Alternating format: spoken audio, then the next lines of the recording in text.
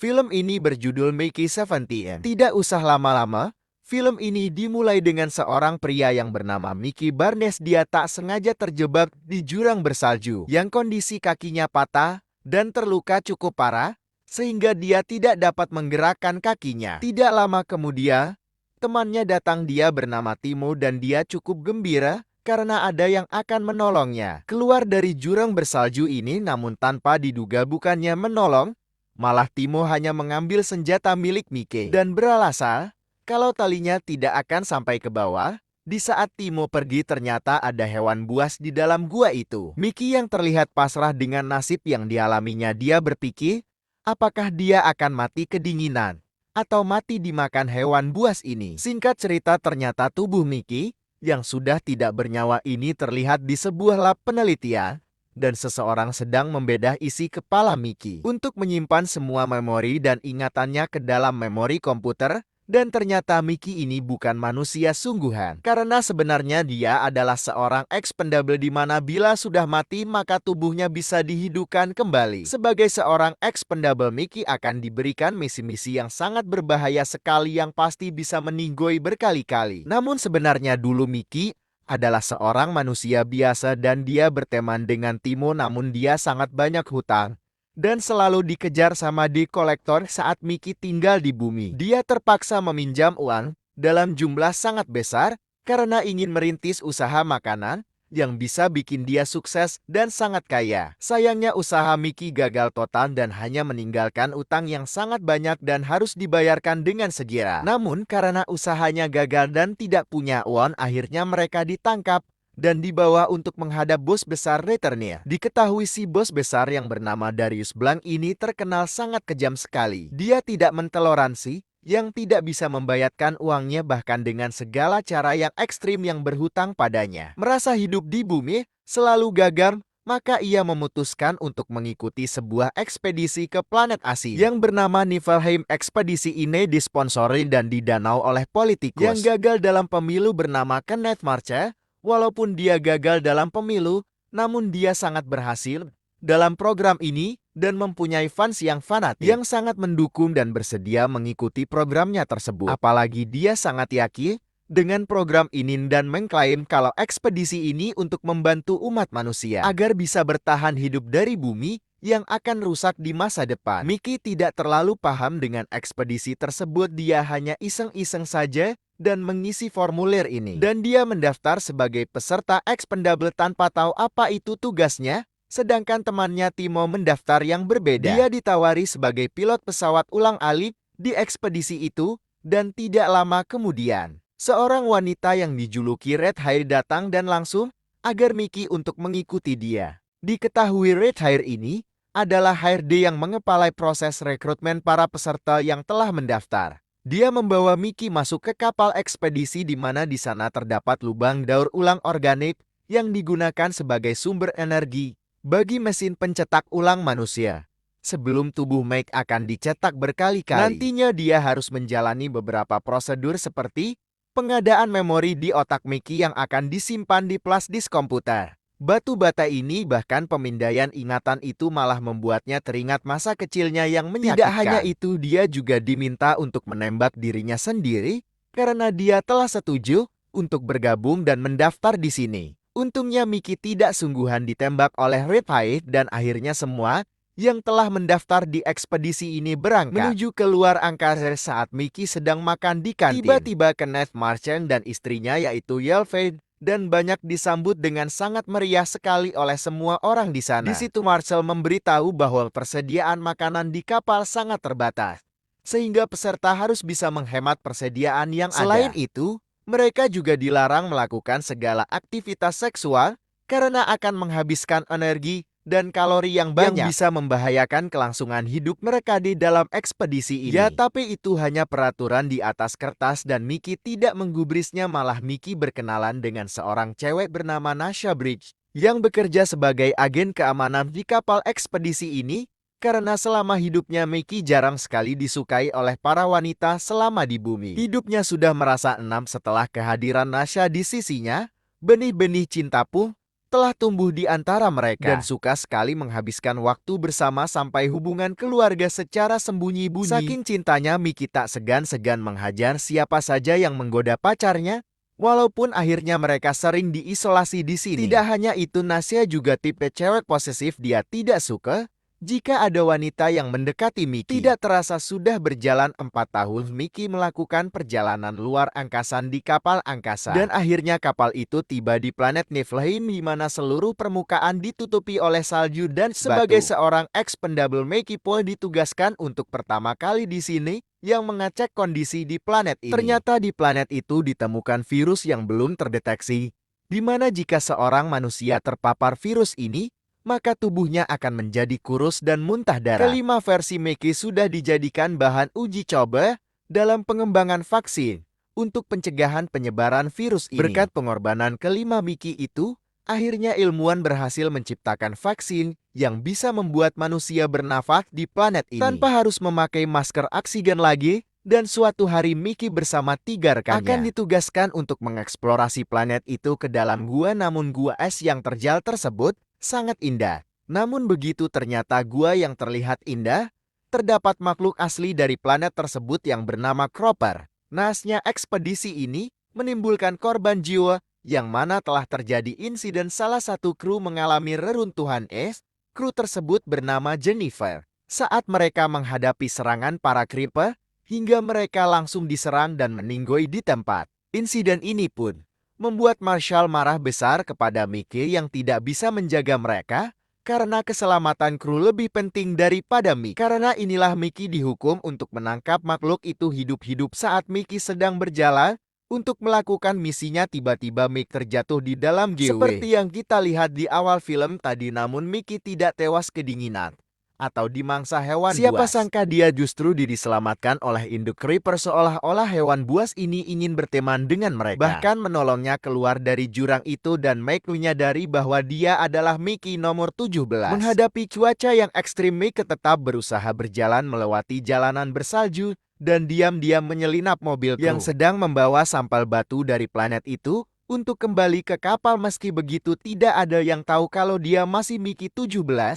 Namun pas Mickey masuk ke kamarnya, dia terkejut karena melihat Mickey versi terbarunya, yaitu Mickey 18. Tanpa pikir panjang, Mickey 18 menyerang Mickey 17 untuk dihabisi. Di balik indahnya muasal terciptanya mesin pencetak manusia itu, ternyata ada suatu misteri di dalamnya. Dan ternyata mesin ini diciptakan oleh seorang psikopat beberapa tahun yang lalu. Banyak pembunuh yang sangat misterius terhadap para gelandanga, dan rata-rata dari mereka dijadikan eksperimen untuk pembuatan manusia buatan. Namun ada 3 psikopat yang menjadi tersangka atas dalam pembunuh tersebut, dan salah satu dari mereka diduga yang bernama Alan Manikove adalah pelaku sesungguhnya, karena polisi takut jika mesin itu akan menciptakan manusia psikopat lainnya. Pemerintah pun sempat melarang keberadaan mesin pencetak manusia itu dan segera dimusnahkan. Namun Marshall malah memanfaatkan mesin ini untuk kepentingan dirinya sendiri.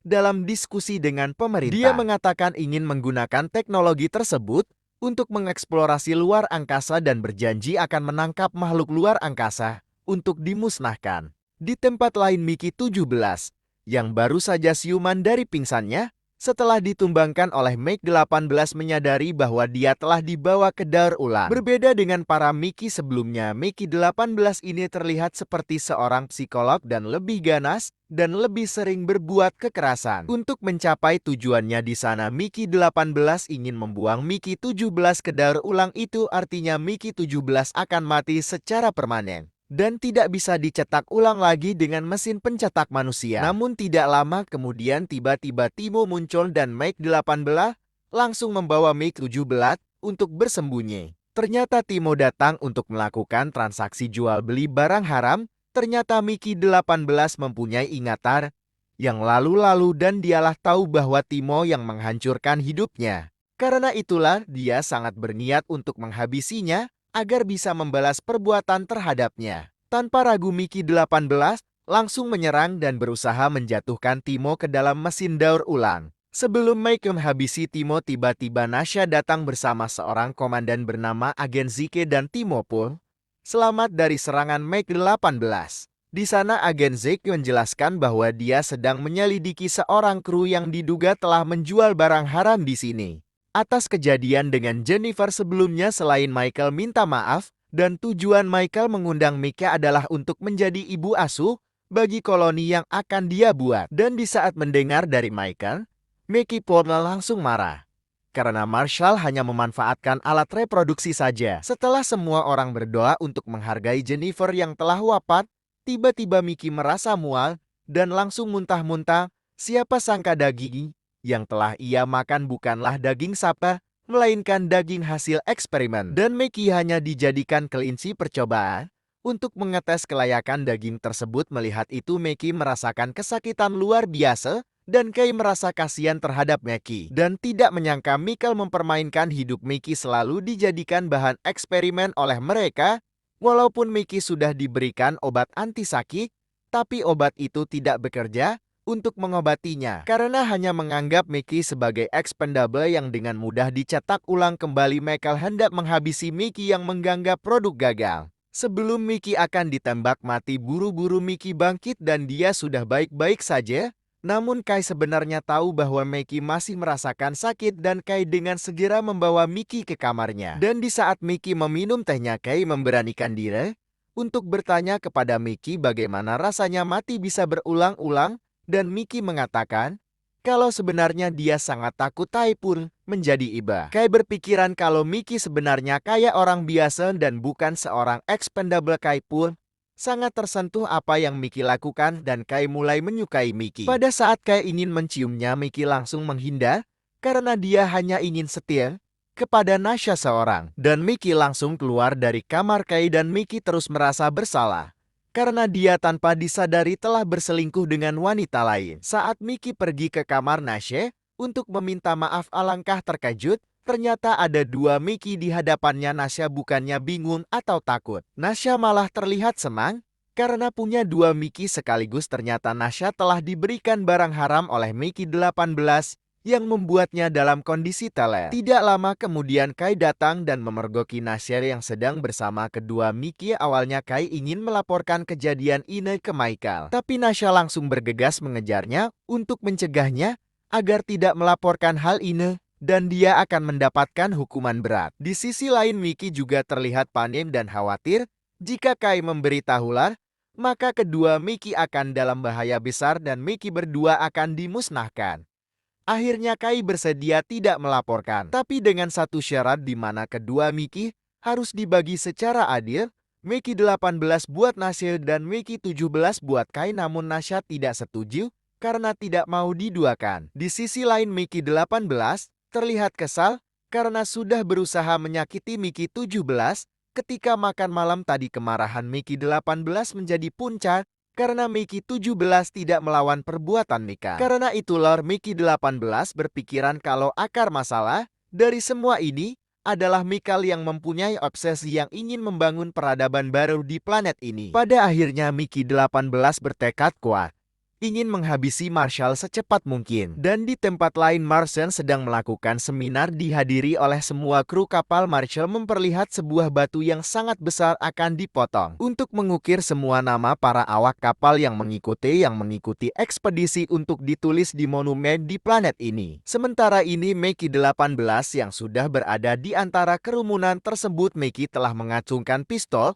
untuk membunuh Mitchell. Namun tiba-tiba seekor creeper kecil muncul dari dalam batu yang membuat semua orang panik sampai ketakutan dan langsung kabur. Marshall pun segera memerintahkan anak buahnya untuk menangkap makhluk creeper tersebut. Di tengah kepanikan, seorang ilmuwan bernama Dorothy tidak sengaja melihat Mickey 17 sedang berkomunikasi dengan makhluk creeper tersebut dan dia pun berhasil menangkapnya. Dan di sisi lain, Mickey 18 masih berusaha untuk menghabiskan Mitchell. Namun usahanya berhasil digagalkan oleh Mickey 17 dan Nasha datang tepat waktu. Kejadian pun terjadi di mana seekor creeper kecil keluar lagi dari dalam batu tersebut dan siap menyerang Marshall, dan dengan siaga kru dan Kay langsung menembak creeper dan tewas seketika. Di ruang penjara, mereka bertiga sangat khawatir karena sekarang Marshall sudah tahu jika ada dua Mickey, kemungkinan besar Mickey berdua akan dimusnahkan. Mengingat Marshall adalah orang yang tidak bisa mentolerir siapapun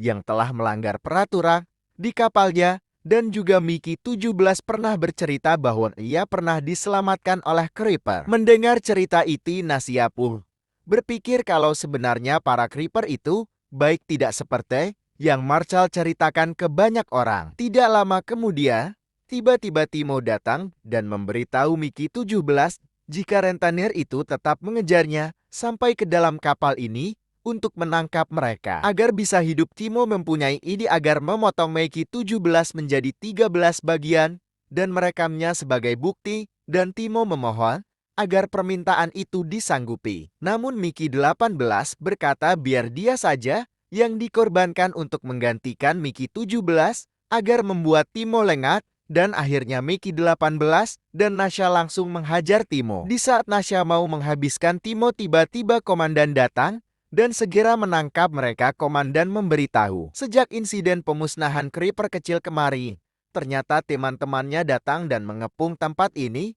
Creeper ini pun dibawa untuk diteliti dan membuat sebuah alat yang bisa berkomunikasi dengan Creeper tersebut. Sayangnya Creeper tersebut dihabisin oleh Yellow tanpa belas kasihan. Tidak lama setelah itu Marshall datang dan berniat untuk menghapus seluruh ingatan Mickey. Dia berencana untuk menghapus Mickey untuk selamanya. Mengetahui niat Marshall, Nasha berusaha membela Mickey dan mengatakan kalau sebenarnya makhluk Creeper itu sebenarnya baik dan tidak jahat, pernah menyelamatkan Mickey sebelumnya. Apalagi dia menyadari bahwa yang mengganggu kedamaian planet itu bukanlah para Creeper tersebut, melainkan para manusia lain yang selalu serakah untuk mengambil planet mereka. Di tengah perdebatan mereka, Dorothy menginstruksi pembicaraan mereka dengan berkata bahwa Creeper itu memiliki kecerdasan dan bisa diajak komunikasi secara baik-baik. Sayangnya Marshall tidak peduli dan tidak mau mengambil jalan damai, malah semakin brutal dengan menggantung Creeper itu di lubang daur ulang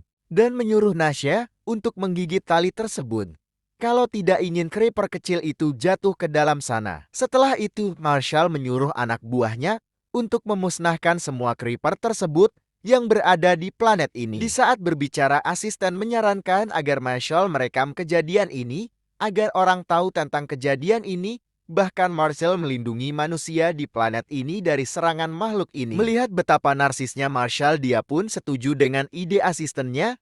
Kemudian dia menyuruh kedua Mickey ini untuk melaksanakan tugas dan memasang kedua bom di tubuh Mickey, di mana pemicunya dipegang oleh Marshall, di mana hanya ada satu Mickey yang akan selamat, yaitu siapa yang paling banyak menghabisi Creeper. Namun kedua Mickey ini tidak ada niat untuk membantai apalagi menghabisi para Creeper tersebut, dan Mickey ke-17 menemui Creeper yang paling besar dan mengatakan bahwa Marshall akan membantai dengan gas beracun. Karena itulah Mickey 17 meminta Creeper agar segera membawa kawanannya secepat mungkin, dan Mickey 17 juga berterima kasih karena telah menyelamatkan hidupnya. Sayangnya induk Creeper menolak untuk pergi karena mereka sudah membunuh bayinya yang bernama Luko. Selain itu, Marshall juga membunuh anaknya yang berada di kapal. Maka semua manusia yang berada di planet ini akan segera dimusnahkan oleh ultrasoniknya yang mampu merusak otak dan saraf manusia.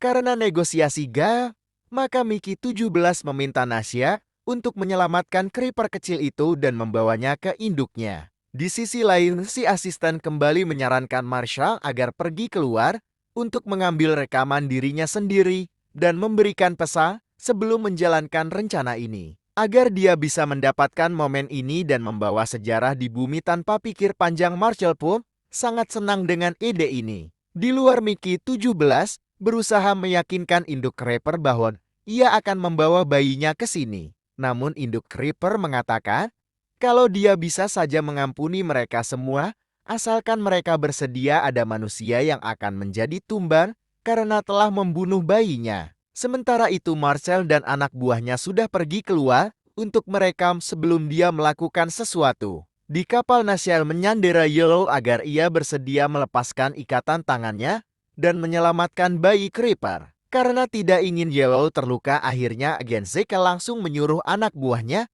agar melepaskan ikatan Nasha. Dan pada saat itu juga Nasha langsung pegang tali yang mengikat bayi Creeper dan berhasil menyelamatkan bayi Creeper. Saat Yellow hendak mencegah Nasia membawa bayi Creeper tanpa diduga agen Zico langsung pasang badan terhadap Nasha. Ternyata agen Zico sudah muak dengan kelakuan kejahatan mereka berdua.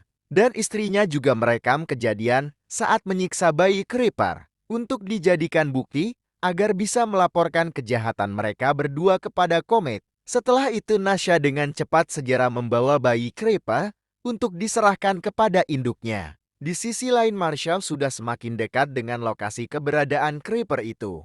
Namun saat Marshall berada di lokasi, para Creeper sudah membentuk sebuah formasi bertahan untuk melindungi induk Creeper. Melihat situasi yang tidak menguntungkan, Marshall memutuskan untuk menembak induk Creeper dari kejauhan. Sebelum Marshall menembak, tiba-tiba Mickey 18 muncul dan berusaha menghentikan Marshall saat itu juga. Sisi lain Nasem berhasil tiba di tempat Mickey 17 berada dan langsung menyerahkan bayi itu ke induk Creeper. Sementara itu Mickey 18 masih berhadapan dengan Marshall. Meskipun dia harus mengorbankan nyawanya, dia tidak menyesal karena telah membalas apa yang dia pernah lakukan kepadanya. Dan semua orang yang sudah disakitinya hingga akhirnya dia memutuskan untuk meledakkan kendaraan yang ditumpangi oleh mereka. Dan setelah 6 bulan berlalu, seluruh awak kapal merayakan berakhirnya ekspedisi berbahaya tersebut. Setelah insiden itu berakhir, Nasia pun dipromosikan menjadi bagian dari komite peninjau. Dalam pidatonya,